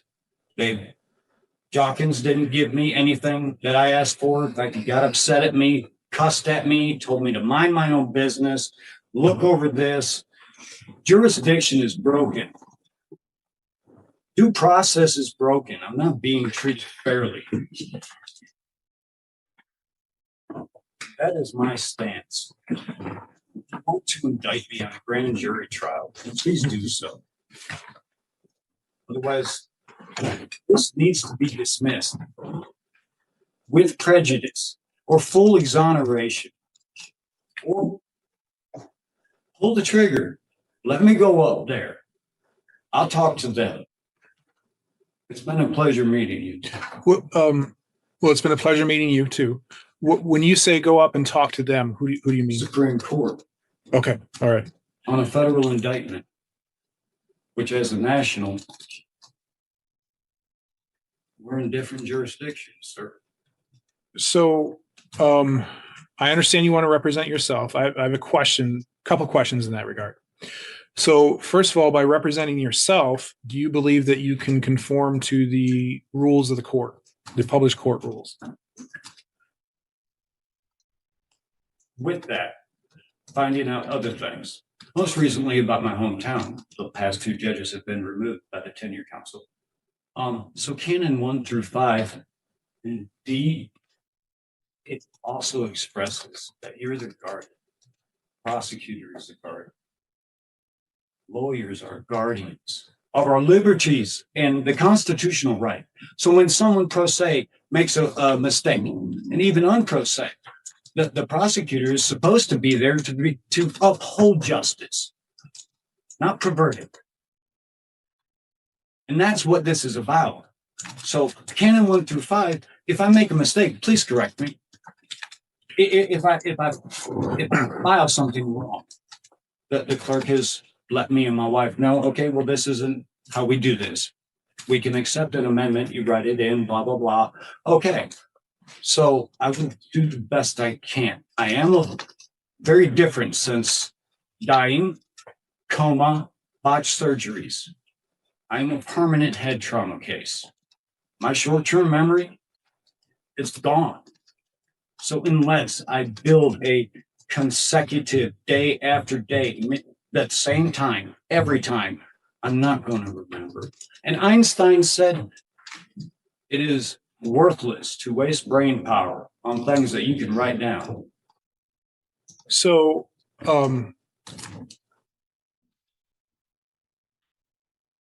so as the independent party here, and just so you know, I don't know how, I'm guessing you've probably done some checking into me, but I don't know. Before I was the judge, I was the prosecutor. Before I was the prosecutor, I was a public defender. So I've played roles in all three parts here. So I watched your videos while you were a judge. I watched the one of the two gentlemen that were arrested, and you released them. You dismissed their case. They were arrested over off of 13th or something over by a body shop, running meth. But the officers, same two officers that are involved in my case, tandem, like they do most of the times, which is why they were so close together on my case. They had to realize that they had to be closer together after you threw that case out. They broke the Constitution. I watched what you did. And I watched two other videos, which they fully got what they deserved. They broke the law unequivocally. But those two gentlemen, yes, had the Constitution not been broken, you would have been just fine with proceeding forward with not dismissing their case. But on the grounds that the first thing that the officers did, they broke the law, and then they broke the Constitution, which is exactly what's going on here. My wife and I have been involved in several auto accidents where the Cadillac Police Department refused to fill out a police report. There's now $1,000 worth of damages. The lady dragged her vehicle all the way down the whole side of our truck, from the bumper to the front quarter panel. The captain of the Cadillac Police Department and 5 others were there, and they wouldn't write a ticket. So these two officers and other officers state, well, we don't have to do anything on private property. Well, this whole thing was on private property. The officer also stated that he observed me driving. That's a lie. Falsus in unum, falsus in omnibus, false in one thing, false in all. And if you begin it by a lie, how can you be credited to be believed at all? So the officer stated that he had probable cause because he observed me driving. That's a lie. Jurisdiction, lies. You're an honorable man from what I've seen. So where I was going with that is that, yes, I can provide you leniency, but I can't do it in such a way that it's detrimental to the other side. Correct. My side, I'm kind of like an umpire. I call balls and strikes, so to speak. So while, yes, I can give you leniency, I can't spoon feed you things as to what to say, what to file, that sort of thing. So where I guess my next question is if I do allow you to represent yourself, would you be willing to have an attorney somewhat of counsel where they wouldn't necessarily be the attorney of record, but you would be able to talk to them about, proper, how to properly file something, how to, if you have any legal questions, how to, interpretation of the court rules, that type of thing. Is that something that you would be open to? So you would be representing yourself. You would just be able to rely on them as a reference. The problem with that, sir, with all due respect, my wife and I asked Goggins for the supposed 14-second video of not our truck. Whether those are the victims or not, that wasn't my truck. In that 14-second video, that wasn't my truck. Now, I do not accept the fact that I had to watch it at the defender's office, and I still have been refused because policy and procedure, because others have put this stuff out on public notice. My wife has had her video of her accident because she had to take up the reins and take care of herself through her job. Nobody knows about that video. Nobody's seen that video. And most recently, we found out a bunch of other things. There's a conflict of interest. And the prosecution didn't say anything. My wife, who was ran over and her legs are destroyed, was made a victim. She's being made a victim again. That's in this case? Yes, sir. All right. She was removed as victim and placed as a witness. So let That's me mis- so let me ask you, and I understand why we're getting a little heated, but Sorry. my hold on, let me get my question out. So when you say you haven't been provided discovery, do you mean that it hasn't been physically handed to you, but you've had the opportunity to at least watch it? Discovery, as I'm learning, is a multiplicity of things. And they have specific names. So let me be more frank, because again, I'm on a time clock here. Correct. So Counting. let me just ask you, have you seen the video? Not has it been provided to you, but have you seen at least what they're saying is the video? No. Okay. Have you seen a Because police the report? Defender's office, while playing it, it stopped. There's an error. And the video was never allowed to be loaded back up and seen past a specific point, and it crashes every single time. But they at least RJ stated, he's like, I just watched all of these. I don't understand what's going on. But they at least attempted to play it for you, and then it crashed. I wasn't. Presumably. Discovery means that the evidence goes to me. No, I understand, but look just over it. focus on my question for a minute. My question is, were you given the opportunity to at least try to watch the video? I understand there were some technical issues, but did you at least, Yes. you were given that opportunity? Yes. And were you given the opportunity to review a police report? Maybe not handed, but did you at least, and don't talk about what they told you because I don't want to get into attorney-client privilege, but did you at least have the opportunity to generally say, okay, this is what the police report says, what do you say, and then kind of merge I the two? object.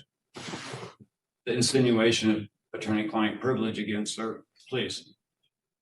Well, I had to be careful of that because I had appointed counsel. Correct. So I'm setting that aside right now. So at least by the time that you had counsel appointed, that's what I'm considering attorney-client privilege. All right. Not from here forward, just during that time period that you were with either Mr. Goggins or you were with Mr. Champion. Yes. Did you at least have the opportunity to go through a police report? Maybe not being handed to it or handed it. We're given the addition to the police report. We were given the police report originally by Mr. Goggins. Okay. Which at the bottom of the police report, and there's no signature of any witness. It was, yes, no doubt. Officer Dot, right?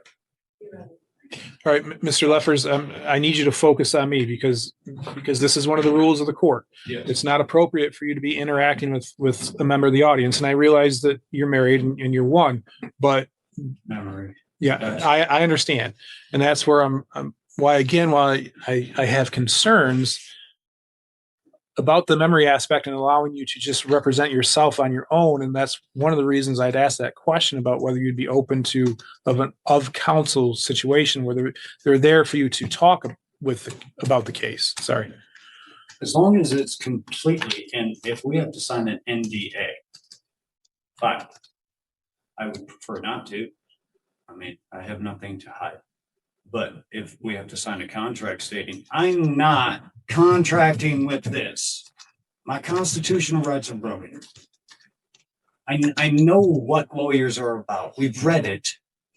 Now, that's not saying everyone's that way because there's moral and honorable.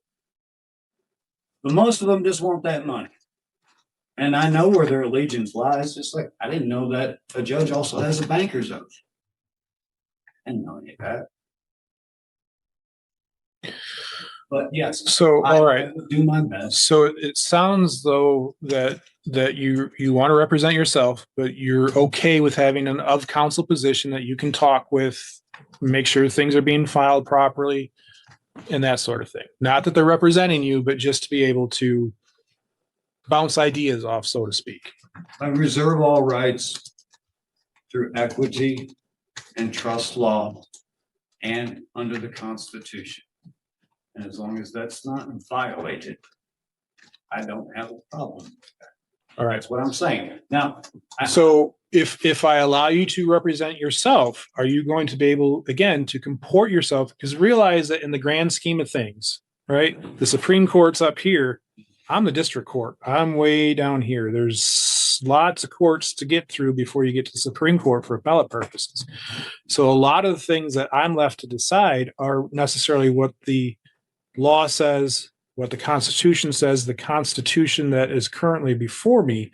There isn't, the appellate courts would have to tell me I'm wrong. Do you understand that? sir, but we could read the Constitution. No, I understand that, but what I'm saying, Article 3, Section 2. but what I'm saying is because I've also noticed that in some pleadings you said that you're not a 14th Amendment citizen, but hold on, but yet in the last pleading you said I was violating your 14th Amendment. It's a compilation of both. Well, but see, it can't be. So, But it is, but see, that's where things kind of go off the rails, because you would agree with me, right? That if you are not a citizen of the United States, let's say you go to Japan, for example, all right, are you not then subject to Japanese law if you're on their land? Whether or not you're a citizen, you would still be subject to Japanese law, correct? No, it's not an analysis. It's you still retain your U.S. rights and citizenship, but the minute you would step into that territory of Japan, you're then subject to their laws. Anything that abrogates the Constitution and its amendments is unlawful. But the Constitution doesn't apply in Japan, right? Well, it does. Because what national are you? That's also protected internationally to the international court.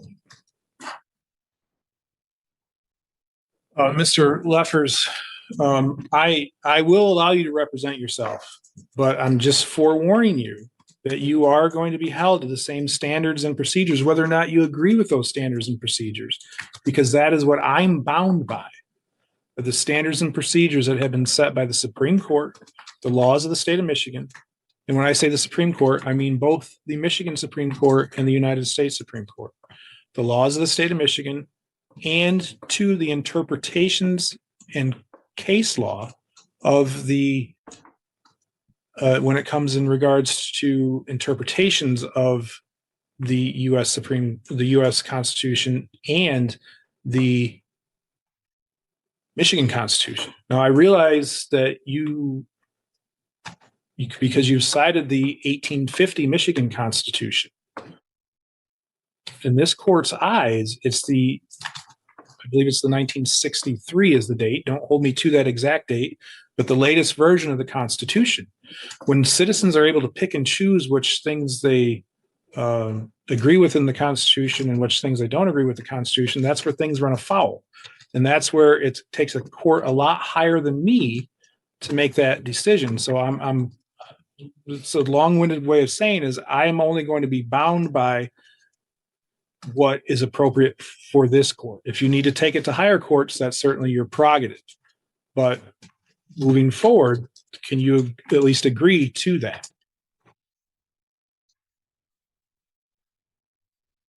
Okay, so from what I remember is that the judge or the prosecutor, depending on how they file it, in which the prosecution filed it incorrectly, especially after finding out about my nationality status.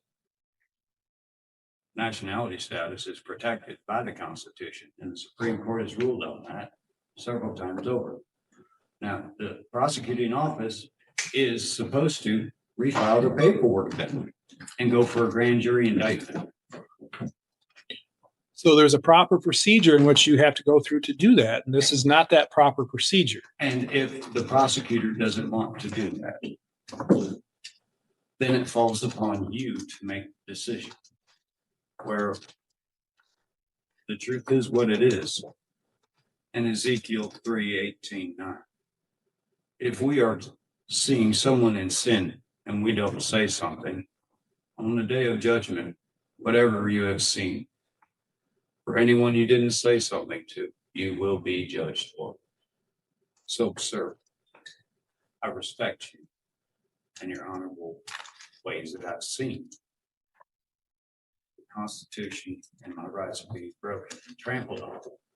My due process is broken. I cannot get an impartial anything in this county. So what'll happen is if I allow you to represent yourself, you would then be able to file the demands for discovery, and the prosecutor would have to turn over to you what they have for discovery. Well, it's not just that. No, but I'm just saying, Well, so that's one, that would alleviate one concern that you have. yes. And then I understand. Information to be executed and relieved over to me, which entail all of it. The financials. 12 bonds that have been opened up. So they're, EE they bonds, can I only, bonds, so hold on. securitized. So they can only provide what they have at their Anything disposal. that is charged. They can only provide what they have at their disposal. They can't go out, or they're not required to go out and seek information that let me rephrase that. They don't have to go out and generate discovery. If they don't have it, they don't have it. Does that make sense? So if they don't have a specific bond that you're requesting, they don't necessarily have to go out and get that bond. Do you understand that? With the paperwork I filed, with the UCC laws on it, it clearly dictates and describes all the evidence that I'm asking for.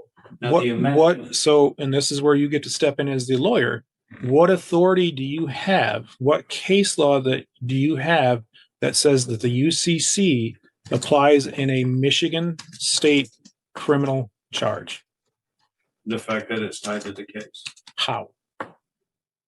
Because the bonds got opened up through the case number.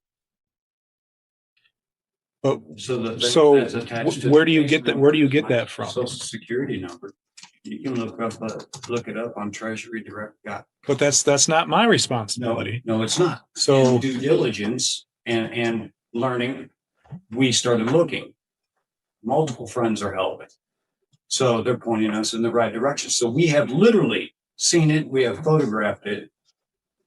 Over 12 bonds have been opened up with a numerical value over $500,000. As of right now, over $500,000 in EE bonds and I bonds have been opened up off of this case. The only thing attached to this case is my Social Security number, which my estate owns. So who opened the bonds? Well, I would have to be given time to file the paperwork, which I've already been filing. I've already filed with the Trade Commission on the fraud that I did not authorize these, and I want to see the wet ink signatures. I also filed for the fiduciary change to Treasury Secretary. The ID will be coming back. That was wonderful because there's a few documents that I have to scan my ID for before I can submit them to the state to continue moving through for my nationality status in whole. And who do you apply to for your nationality status in whole? Because you were born a lot of stuff. A lot of stuff. You got to set the IRS correct. You got to set the Treasury Secretary correct. I got to send a letter to the government. I got to send a letter to the head sheriffs. And like when we lived in Alabama, it was a sheriff's director board or whatever. They had a meeting every week. I'd have to send a letter of notification of the revocation of the driver's license and driving privately. And already switching over the titles to the trust, just running low on equity. Which is why the other reason her case is tied to mine. Misconduct. They removed her as the victim. She can't use her legs properly. And she's doing the best she can. We would both be working. I had to stop working because my foreman found out about my CFC. And he tried to squish me with 6,000 pounds of steel that I just got done welding up. That was the second job. That was DCL, Traverse City. Before that, it was Stage Right out of Clare. They loved me so much, they didn't want me going to third. They offered me first after I got out of temp service, because I got into the temp service because I have documentation from the SOARS department stating you don't have to register because you are not a Michigan resident. We support jurisdiction and constitution. But once you sell your house and you're no longer domiciled in Adams County, Illinois, you have to get a Michigan license. So I registered in the private and have registered in the private of my own free will and volition to prove I am not a threat to a community. That if there ever is a problem, you can call me up, because the only ones that can see me are y'all. What do you mean by that? When we moved down to Illinois, they sent a letter. They never would have prosecuted me. They never would have charged me. Here's a letter stating that as long as you're an Illinois resident, you will never have to register another day in your life. Wow. I was able to hold the job for 13 years. Didn't get pushed off, didn't get hit, didn't have people trying to kill me. That's why we left Michigan. And it went to our children in public school. They were tormented, tortured.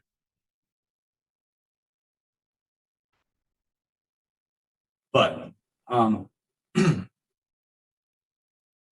I have documentation proving all the way from Ottawa County, Ottawa, Granville, Grand Rapids, Mecosta, stating I didn't have to register.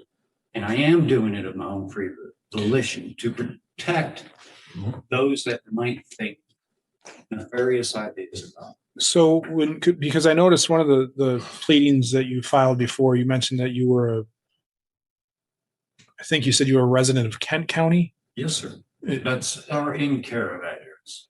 Okay. All right.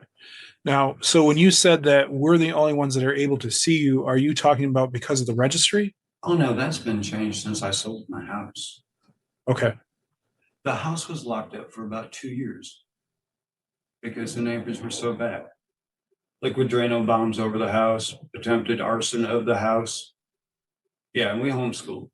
So when you said that we're the only one able to see you, I guess I need some more no, hold on. I need some more clarification. What did you mean by we're the only ones who are able to see you?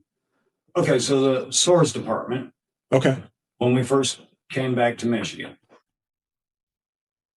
I contacted them. They said, well, we're going to have to look into this. We don't really know what to do. So they got back with me, stated, you don't have to do anything. Like, what do you mean?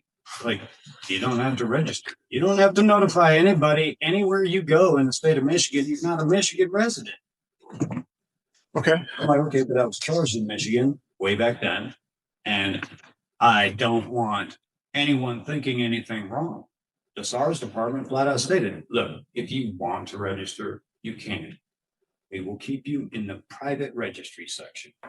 We're the only ones that will see you are law enforcement.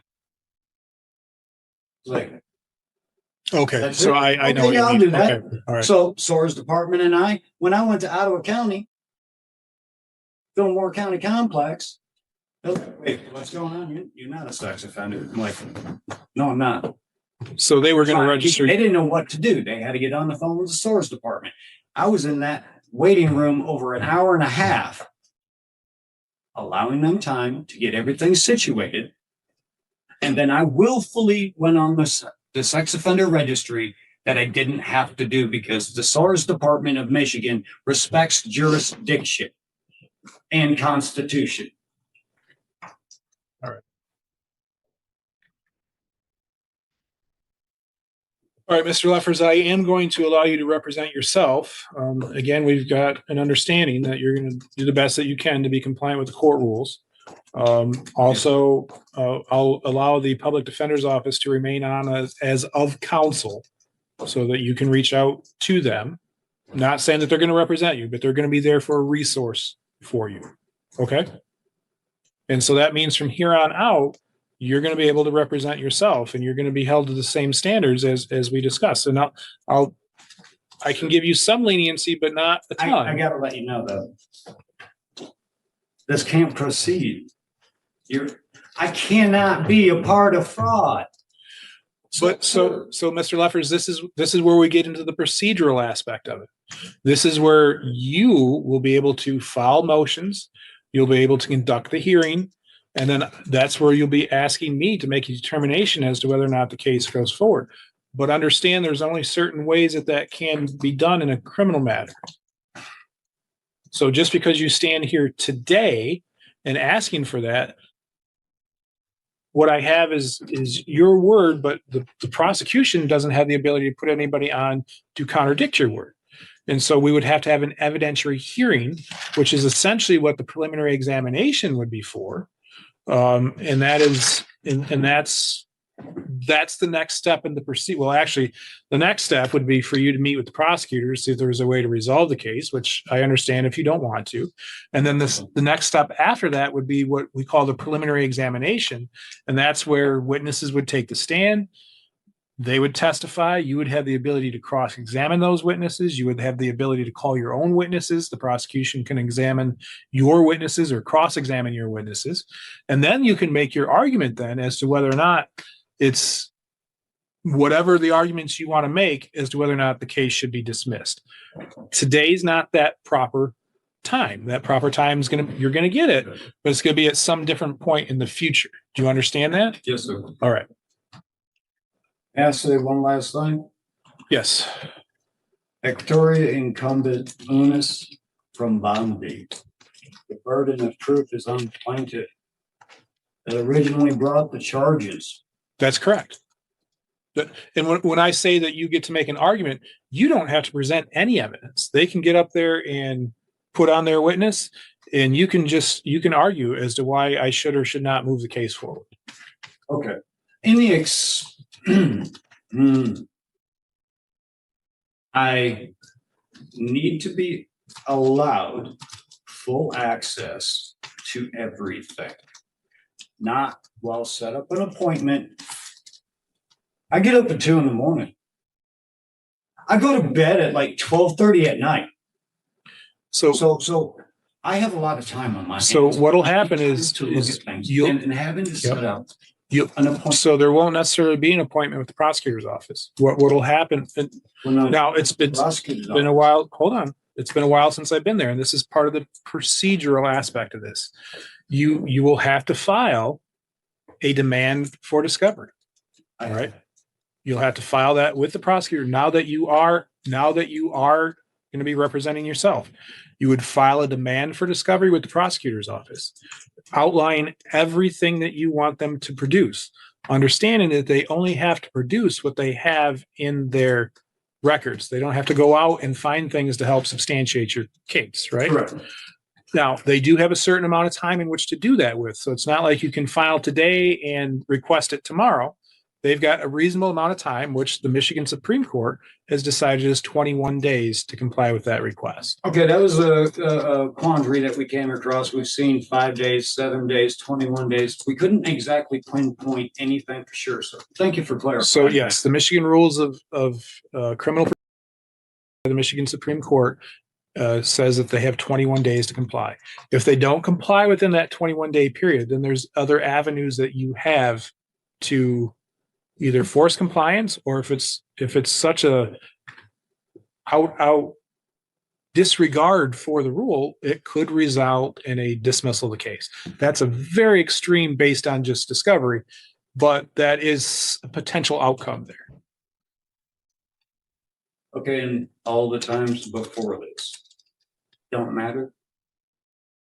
So all the times before, you were represented by counsel. So those requests would have had to have come through counsel, which is how Mr. Champion got it and how Mr. Goggins got it. But that goes against what I was stating, and I objected to it. I understand that, but again, that goes into the procedures that the Michigan Supreme Court have set up for the courts to follow. But now that you're representing yourself, you are in a completely different place than you were before. May I be candid? Sure. So does that mean that all of the court dates up until now was the inquiry competency test. No, nobody, Just the- nobody, like- no, nobody has requested competency on you. Well, Mr. Jockins did, Mr. Jockins did, but we Yeah, didn't even get to that whatever. point. Yep. No, what this, Meaning. that- what we've been doing is I want to make sure, because as I said, I'm the independent party here. I want to make sure that your rights are protected, that you're getting the adequate representation and the right information that you need in order to make sure that your rights are protected. Now, I understand that you might not agree with some of those procedures and it might not be moving as fast as you wanted it to, but that is why I had, I don't remember whether I had appointed requested Mr. Jockins an appointment for him, but I know I specifically, when we removed him from the case, I do specifically remember requesting another appointment of an attorney. Because again, once you step into the role of representing yourself, that puts you at a whole different level as far as compliance with court rules, procedures, appellate rights, as opposed to having representation. So I wanted to make sure that you had every available opportunity to you. Now, all these dates that you've had, they all go to what we call the speedy trial clock. So because you are charged with a felony, you have to be, because you're not in custody, it's a little bit different. But we all look at the speedy trial clock as being 180 days before you should be at trial. All right, because you're not in custody, there's some grace given to that. But all of these then look at whether or not who these delays should be accounted against. So all these dates you've had were not in vain. They're one to make sure that you're getting the appropriate representation, and they will be considered when it comes time to a speedy trial clock decision if you get to that point. You may prevail at preliminary examination. We don't have to worry about speedy trial.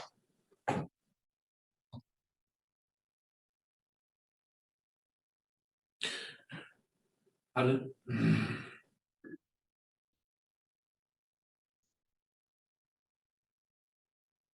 In reading, if I agree, then that means I'm ignoring all of the past times.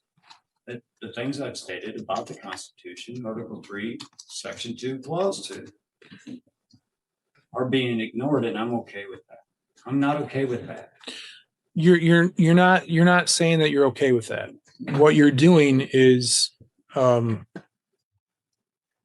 going to get your opportunity to raise those issues. It's just not right now. It's going to be at a point, a couple dates down the road. All right. Okay.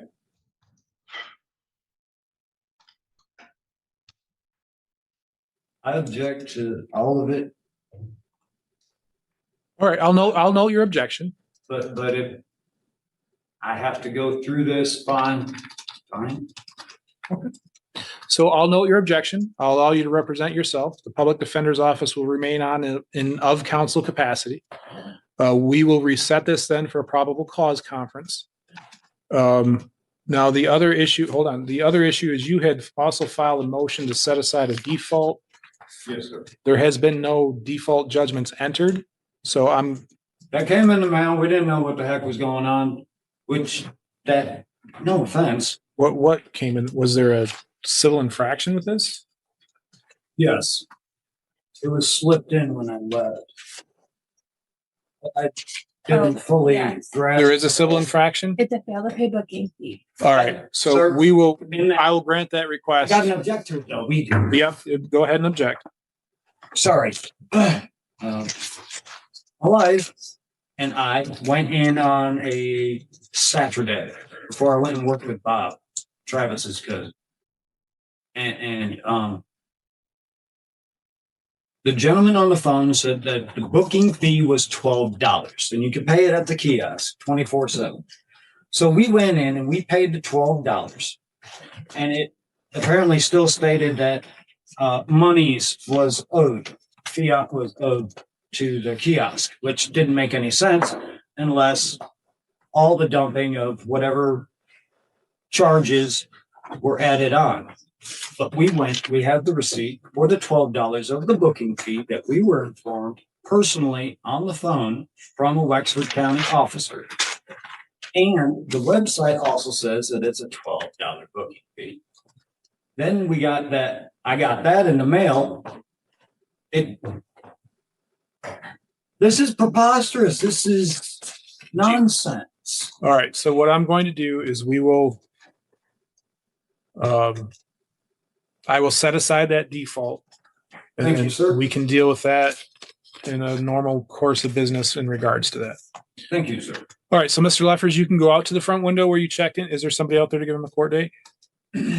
Yeah. And get your next court date. Okay. Yes, can we speak about that, please? Yes. Very briefly, because I'm What- now an what hour do you think behind. it- So my thought is PCC would be reset for next Tuesday. Will that work for you or no? Honestly, no. Okay. So will the following Tuesday, which would be the 19th, will that work? Go ahead. I need.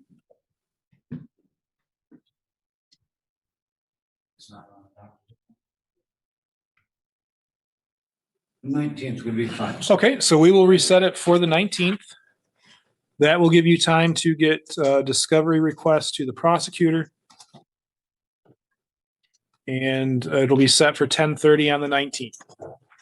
Now, this means that I will be able to have all the discovery within my. So remember, they've got 21 days to comply, but my guess is since they provided it to two different attorneys, they can probably get it to you within a 2-week time period. Well, no, I'm not So- talking about the time frame, sir. What I mean is the actual tangible, me being able to download all these videos Yeah, so- on my phones. It's not going public. So It's not going public. So what'll happen, I don't know how it works anymore in their office, but they'll either provide you a link to click on, or you'll get a CD to put into a computer.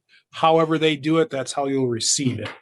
I think they do it by link now, where you'll be able to click a link and download it, but don't hold me to that. Now, But you can talk with the prosecutor's office about the best way to get it to you. now, there's a discernment with that one. If it's a link to a video, how am I supposed to make sure that that thing hasn't been doctored up or anything?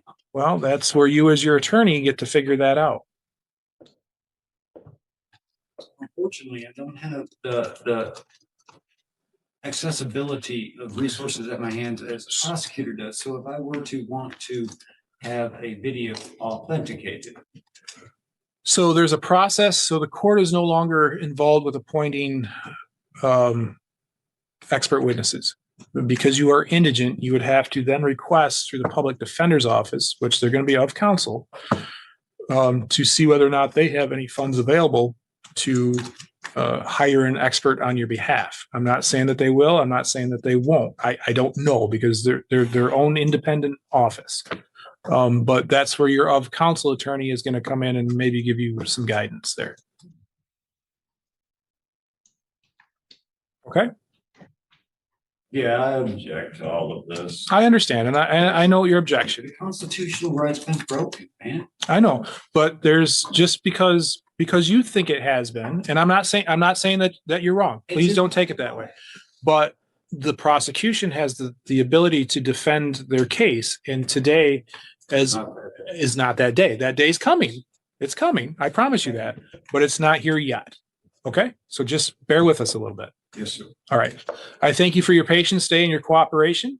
You can go out to the front window where you checked in. I appreciate your kindness, sir. All right. Thank you. Thank you.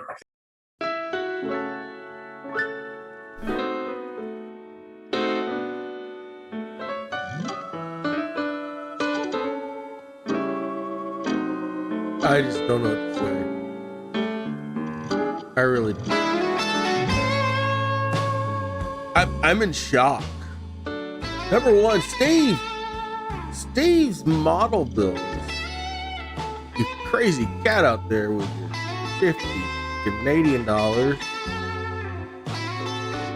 Wow, thank you. Very much appreciated. I greatly appreciate it. I'm having some back-end difficulties over here. Forgot I did something. And I'm trying to undo it. So bear with me. I'm a lost little wolf. I have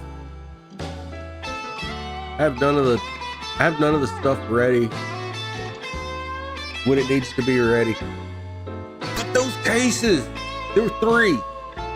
Well, I mean, technically there were 4 because there was one in the middle of the first one there that was really interesting in and of itself. They owe me the money. Dadgummit, send me my money. I've been living in your house, so you need to send me my money. Yeah. Wow.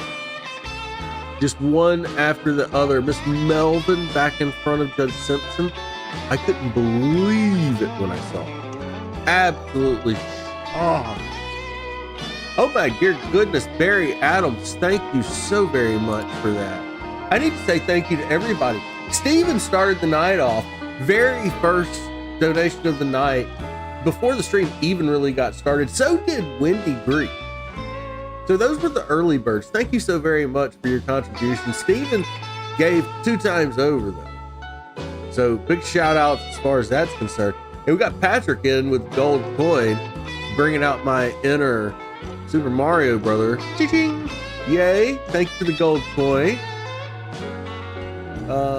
Yeah, that's worth 10 jewels apparently. Then Steve's models build with big old 50 Canadian buckaroos and the Barry with that very generous 10 buckaroos right there.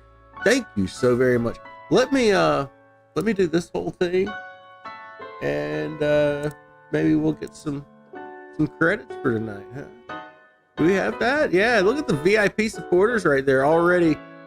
Steve's models, all the names I just said, you heard them.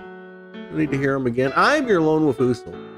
I'm the guy who puts these crazy things together. And there's Steven Sky Shenaniganizer again with the $2. Thank you so very much. I really appreciate you. I got more. There's way more, but it's not with me right here, right now. The next stage in our evolution is with the Wolfbot. He's over there showing some Texas Tuesday right now. It's going on for the rest of the day. The program will end when I get ready to go to bed sometime after midnight. So redirecting over there, I should probably share that link in chat like a like a decent host would. So I'll get that link right here. I'll copy that and I'll bring it over here and I'll paste it right there. And then y'all can click on that, or you can wait for the redirect, because I'm your lone wolf Oosel for now. I am out. See you later, guys. Next time.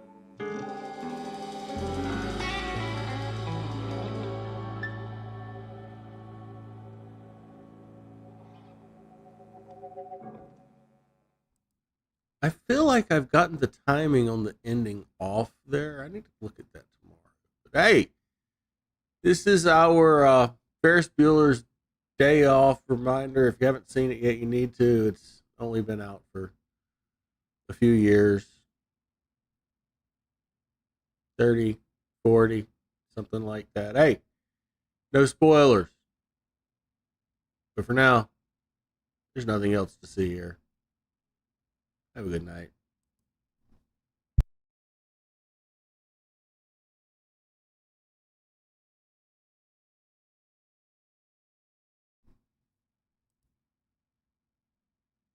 Time Bandits.